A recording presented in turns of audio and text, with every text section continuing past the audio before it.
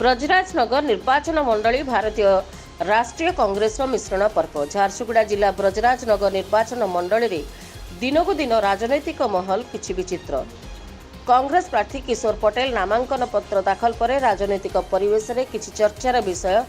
आज बेलपाहाड़ स्थित गुमाडारा पुष्पा होटेल भारतीय राष्ट्रीय कांग्रेस तरफ मिश्रण पर्व अनुष्ठित होइछि। मिश्रण पर्व रे मुख्य अतिथि ब्रजराजनगर विधानसभा प्रार्थी किशोर चंद्र पटेल, सम्मानित अतिथि भाव जिला कांग्रेस सभापति सुब्रत प्रधान, लखनपुर ब्लॉक सभापति लिंगराज बढ़ई, राजेश शुक्ला, ब्रजराजनगर टाउन सभापति भास्कर पटेल, रवींद्र प्रसाद, आकाश चक्रवर्ती, पुरुषोत्तम बगर्ती, नमन प्रसाद ଏହି ମିଶ୍ରଣ ପର୍ବରେ କଂଗ୍ରେସର ହାତ ମୁଠାକୁ ସଶକ୍ତ କରି ଆଗାମୀ ନିର୍ବାଚନରେ ନିଶ୍ଚିତ କଂଗ୍ରେସ ବାଜିମାତ କରିବ ବୋଲି କହନ୍ତି କିଶୋର ପଟେଲ କଂଗ୍ରେସ ପ୍ରାର୍ଥୀ।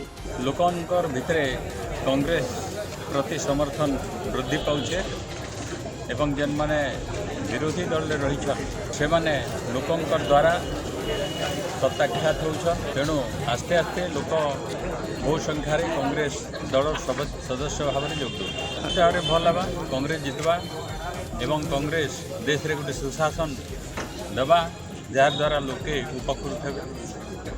କିନ୍ତୁ ସେ ଯେ ଯାହା କହିଲେ କିଛି ଅସୁବିଧା ନାହିଁ, ଲୋକ ଯାହା କହିବେ ସେଇଟା ହେବ। ବହୁ ସଂଖ୍ୟାରେ କଂଗ୍ରେସ ଜିତିବ। ବ୍ରଜରାଜନଗର ନିର୍ବାଚନ ମଣ୍ଡଳୀରେ କଂଗ୍ରେସ ନିଶ୍ଚିତ ଭାବରେ ଜିତିବ ଏବଂ ଏ ଅଞ୍ଚଳର ସେବା କରିବାରେ କଂଗ୍ରେସକୁ ଲୋକେ ନିଶ୍ଚିତ ଭାବରେ ସୁଯୋଗ ଦେବେ।